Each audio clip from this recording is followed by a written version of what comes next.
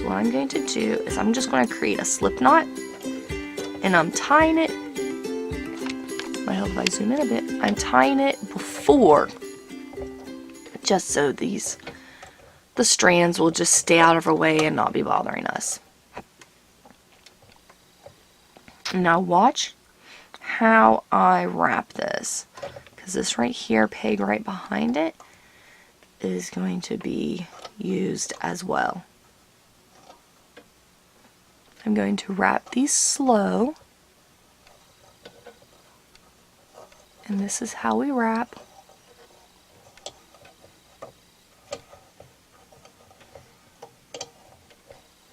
Okay. You can see we got, I'll zoom out a little bit more. We've got the 40 pegs marked. What I want to do is just kind of push those down a little bit. They don't have to go all the way to the bottom because we are just working with a number 4 worsted weight yarn, so it's not really taking up a lot of space. Here though is where this yarn comes in handy.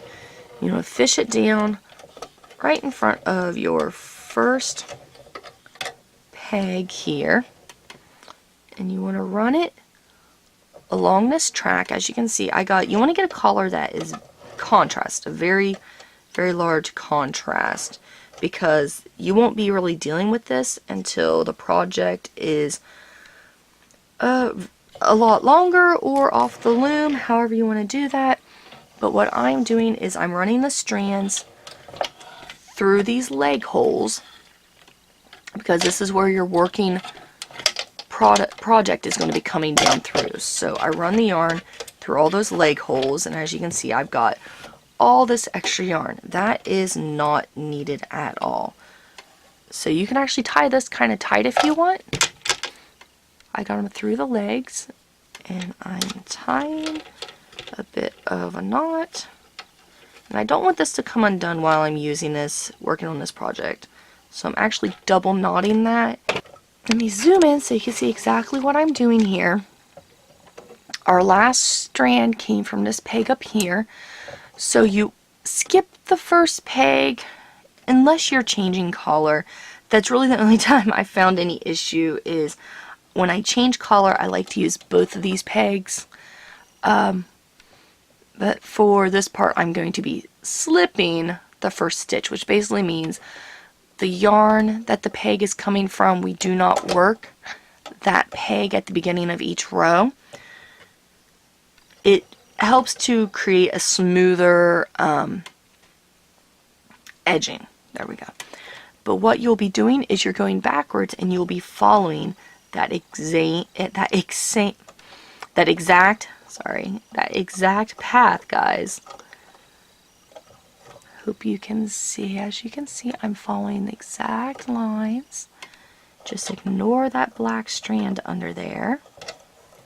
Go all the way back to your biddy. We are at our last ones. I went ahead and worked ahead a bit just to save a little bit of time. So we're at our last peg. This one's going to look kind of weird just because we've got it anchored over here, but we'll keep this anchored in for our first few rows. But all you do, since this is the last peg wrapped, you want to make sure your yarn is held tightly, because I actually kind of tied that a little too tight. Knit it off, and that kind of holds your yarn in one place. Now, one thing that is nice with working like this is instead of spinning it and see what's happening, my yarn's getting all tangled up. When you are working on rows, take your yarn, throw it down the middle. The yarn is not in the way at all, because now all you do is you go around and you knit off. You can do the inside first, you can do the outside pegs first. It doesn't matter, just as long as all 40, actually there's 80 pegs in use, 40 on the front, 40 on the back. As long as all 80 pegs are left with only one stitch on each. And what I'm doing is very simple. I'm just taking this bottom loop, pulling it over the top. Very, very simple. And this is the finish of your cast on and what we will refer to as your row 1. So go ahead and knit all of those off. even on your inside. I'll show doing a few of the inside ones.